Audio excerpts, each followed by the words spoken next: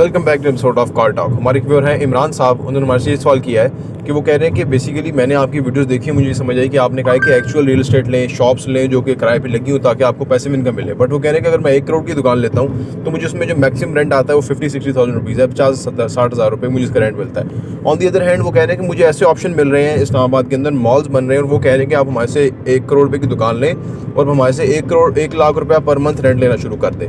और वो मॉल अभी बना नहीं है, अभी बन रहा है, बट वो कह रहे हैं कि मुझे ये ऑप्शन मिल रहे हैं और वो बाय बैक की ऑप्शन भी दे रहे हैं। इस तरह काफ़ी सारी चीज़ें वो बता रहे हैं। तो वो कह रहे हैं कि इसमें मुझे समझ नहीं आ रही कौन सा ऑप्शन बेहतर है। आइए बात करते हैं।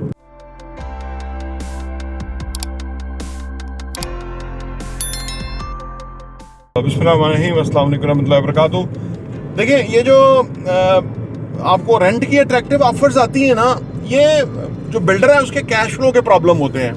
उसका जो कैश फ्लो का प्रॉब्लम है वो आपको इंसेंटिव दे के आपसे वो पैसा लेना चाहते हैं सो दैट कि वो अपना काम कर सकें, ज़्यादा अच्छा कर सकें, या उसमें उनको पैसा रिक्वायर्ड है।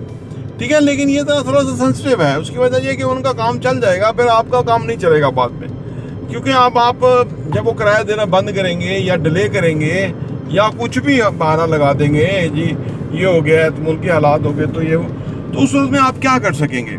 ये बहुत ज़्यादा कॉमन लोग जो है ना, ये इस प्रॉब्लम का शिकार है और फिर उनका पैसा वापस लेना उनसे बड़ा मुश्किल हो जाता है। उनके पास लीगल एडवाइज़र हैं, उनके पास ऐसे लोग हैं कि जिनका काम ही यही है कि बस वो अल्लाह माफ़ करे, वो अपनी नौकरी के लिए वो लोगों के साथ जुल्म ज़्यादती के अंदर हिस्सेदार पूरे बने होते हैं। उधर एक पूरा कार्टेल सा बना होता है जिसका काम ही यही होता है। इसलिए हम बड़ा एहतियात करते हैं, ऐसे प्रोजेक्ट में हम इन्वेस्टमेंट नहीं कराते। हम लोगों को जानते हैं अंदर से कि भाई क्या है और क्या है सिस्टम है, कैसे वो निज़ाम चल रहा है। अब ये जो आपने जो चूज़ करना है ना, ये आपने अपने ऊपर, जैसे एक सीधा रास्ता होता है, एक गलत रास्ता होता है।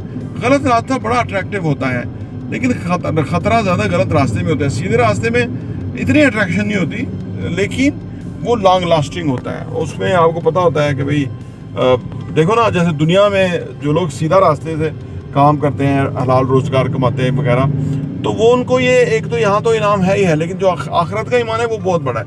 लेकिन ज़्यादातर लोग जो है ना, वो ये चीज़ नहीं, इस चक्कर में नहीं पड़ते, इसलिए वो नुकसान उठा जाते हैं। आप जब भी ज़िंदगी में कुछ भी काम करें ना, उसको कुरान, हदीस, अखलाकियात हैं जी, और फिर लॉजिक, फिर अकाउंटेंसी के रूल्स के मुताबिक उसको देखें ना कि कैसे इतना किराया मिल सकता है, जबकि अगला वो तो कारोबार करेगा तो वो पैसा देगा ना। अब ये बीच वाला बंदा दे रहा है तो उसका मतलब वो रिस्क है। अब वो रिस्क आपने कितना लेना है, अगर आपका पैसा खो जाए तो फ़र्क नहीं पड़ता, तो आप रिस्क लें। अगर आपकी पूंजी है, जमा पूंजी वही है, तो फिर आपको बिल्कुल नहीं रिस्क लेना चाहिए, क्योंकि नेवर लूज योर मनी। आपका पैसा आपके पास होगा, कभी थोड़ा बढ़ेगा, कभी ज़्यादा बढ़ेगा, लेकिन इवेंचुअली वो वैल्यूएबल आपका सासा बन जाएगा। ये वो आपका पैसा वैल्यूएबल है जो आपको ज़िंदगी में काम आएगा।